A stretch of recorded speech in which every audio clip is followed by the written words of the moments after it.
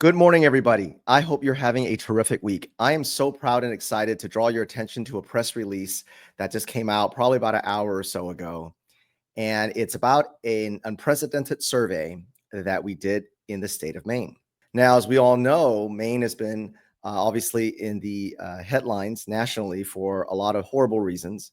But we're very happy about that because certainly the people in Maine are very, very good people. But you've got a very small amount of communists, transgender child mutilation advocates, groomers, people who push critical race theory in schools, people who support illegal aliens. That's really put their thumb over very good people. And now that was our theory. That was our hypothesis. Being in Maine, seeing the people, talking to everybody, that they're just afraid to speak up. And so we wanted to prove it. Now, I will link the survey to wherever you're watching this. It'll be in the caption. And the survey speaks for itself.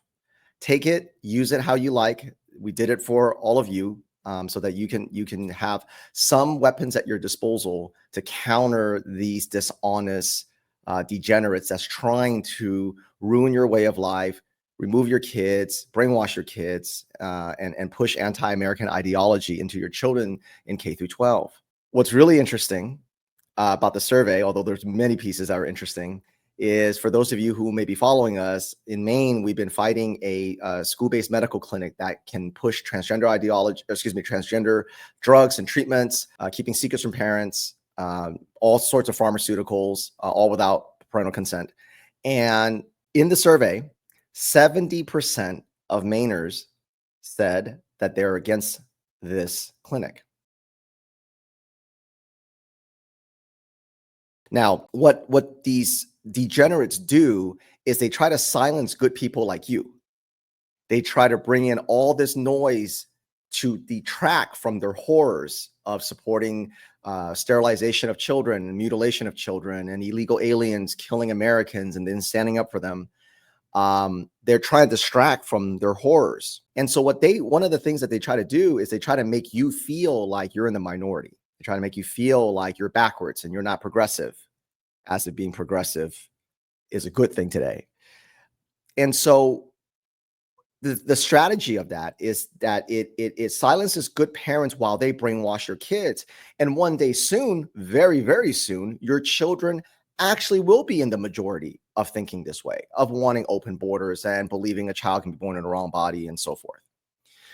So they're fearful. They're desperately angry and flailing because they don't want you to speak up. They want you to feel like you're in a minority.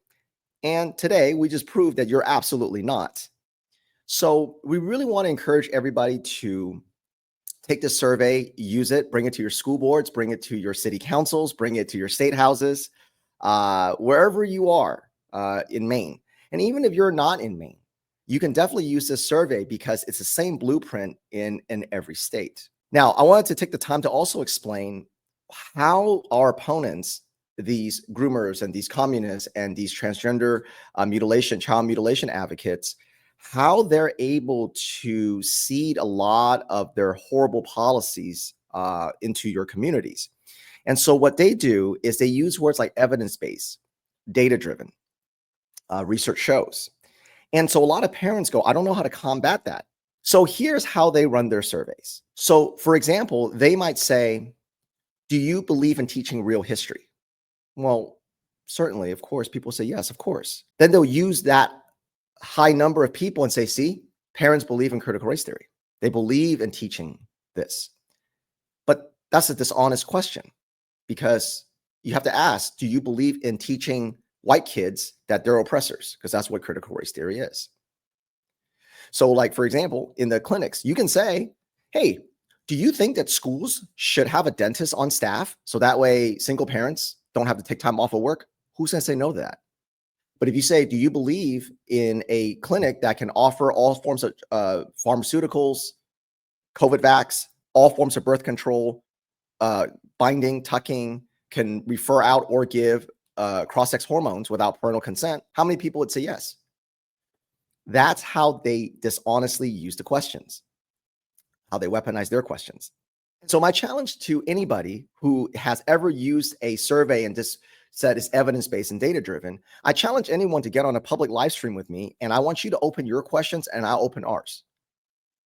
I want to compare the questions because I can stand behind our questions because our questions are very micro. This is why the people who have taken over your K through 12 use really vague terms like teaching real history or gender affirming care, or it's just about empathy and inclusion, or it's just about teaching compassion, or it's just about anti-bullying.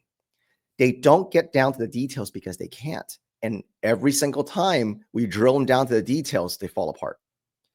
So this survey really is an unprecedented of its kind because in K through 12, it has never been asked in this way to show exactly what's happening in schools and how people really feel. Again, thank you so much for everybody who supported us, who's ever donated to us, who's ever shared our tools, who's ever used our tools in any way, because it's allowed us to do this. And we'll be doing a hell of a lot more, of course, in all across the country. So please use the survey, use it how you like. Obviously, we'll be releasing a lot of different artifacts in reflection to it. So have a great weekend, and we will catch you later.